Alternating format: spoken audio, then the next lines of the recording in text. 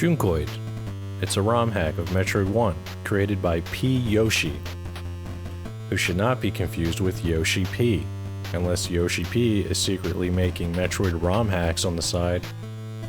Like, he took the letter P at the end of his name and put it at the front and thought that was a good enough pseudonym to get away with it. I don't know. I stumbled upon this hack despite not being a fan of ROM hacks in general. For instance, I strongly dislike this piece of shit. However, Super Junkoid caught my attention, and I decided to give it a try. I was googling around, and I later found out that there was an NES version of Junkoid, released a year or so before Super Junkoid, so I thought it'd be best to start with the NES version, and I'm glad I did, because I ended up enjoying it a lot. Now, I have the capability to play this game on real hardware thanks to my flash card and top-loading Famicom. In fact, I even streamed the game on real hardware. Twitch.tv/Jackafur, by the way. However, my Famicom isn't RGB modded, and capturing composite video doesn't yield the best quality, so to provide a better viewing experience, I decided to record gameplay on emulator for my YouTube channel. Junkoid doesn't have much story to speak of. The basic premise seems to be that you saved a snake in the real world, only to discover that he's a demon or something, and now it haunts your dreams. Junko, the protagonist, is plagued by nightmares and decides to confront this entity head-on in her dreams, armed with a magic wand. The whole game has sort of a witchy, otherworldly dream vibe going on. You start off waking up in your bed inside the dream world, stepping out into this adventure, and there's a couple of things I'd like to point out before we really get into this. One of the appealing aspects of Junkoid is that it avoids some of the pitfalls of the original game, including some of these quality of life features, like a map, at least for the hub world, refill stations represented by these hot springs. You step into the hot spring and it refills your life, and a missile refill represented by a pile of baseballs. Yeah, instead of missiles, you throw baseballs. These refill stations, especially the hot springs, proved to be incredibly useful in preventing frustrating moments. Mostly shit like this.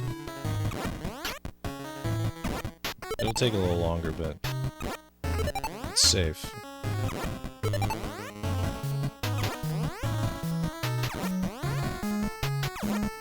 Or this. Oh my god. What? Where did these things come from? Oh my god. Where were they earlier? Yeah, fuck you. Oh my god. Fuck off. Alright, come on. In terms of level design, I hesitate to label it as strictly linear, but it's well structured in a way that doesn't make you feel hopelessly lost. Each area connects to the surface, which is the starting area, and I always refer to it as the hub. The hub area in Junkoid comes with a map, but only in the hub. And you'll also discover some crucial upgrades here, conveniently marked on the map. This thoughtful design ensures that you won't feel completely lost or ill-equipped right from the start. It serves as a helpful introduction, boosting your confidence to explore other areas of the game. You won't often feel like you're going into an area that you don't feel like you belong in.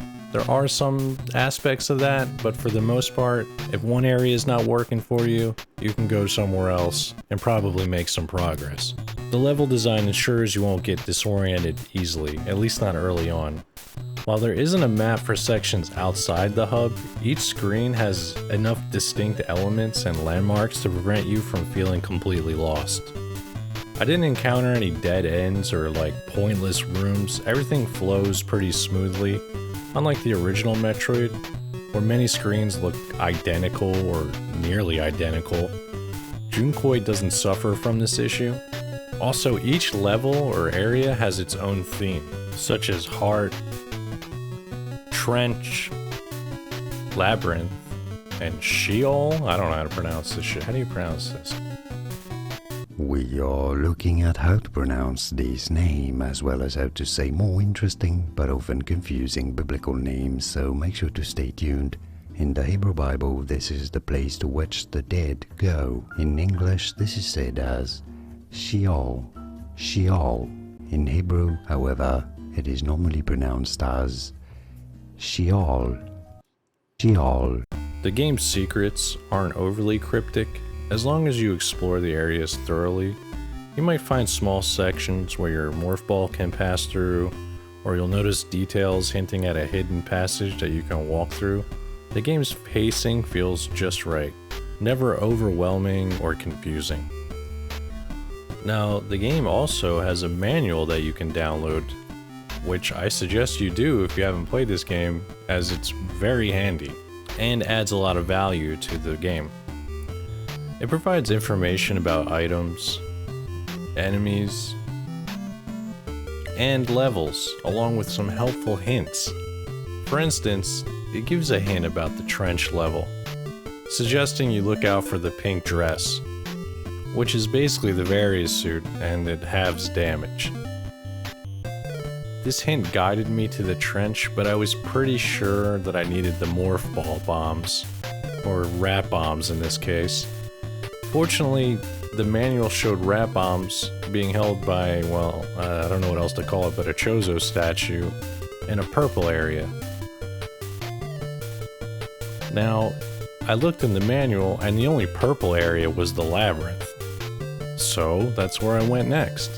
And after a little bit of searching around and traversing the area, I found the bombs and obtained the Various suit and trench.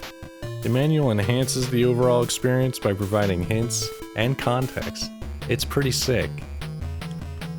All the familiar items from Metroid Maker return, and the game design thoughtfully traps you in areas with major upgrades, ensuring you both find and utilize the new item to progress. Like, take the rat cloak, for instance. Is that what it's called, a rat cloak? Fucking god. Let me consult the manual. Yeah, take the rat cloak, for instance. You jump down here, you can kind of jump back up here, but then, uh-oh, I can't get back up here. What do I do? Oops, I can't go right. Oops, looks like I can't go right. Guess I'll go left. So then you get the rat cloak. Oh, what do I do? Oh, I guess you better press some buttons, dumbass. There you go. Uh-oh. We can't get back up. What do we do? Well, there's only one thing to do. Go left. Hell, even this dumbass looking bug is here to tell you, hey idiot, these fireflies, they're platforms. So then you get the feather, and you try to get back out, and you can do it. Wow.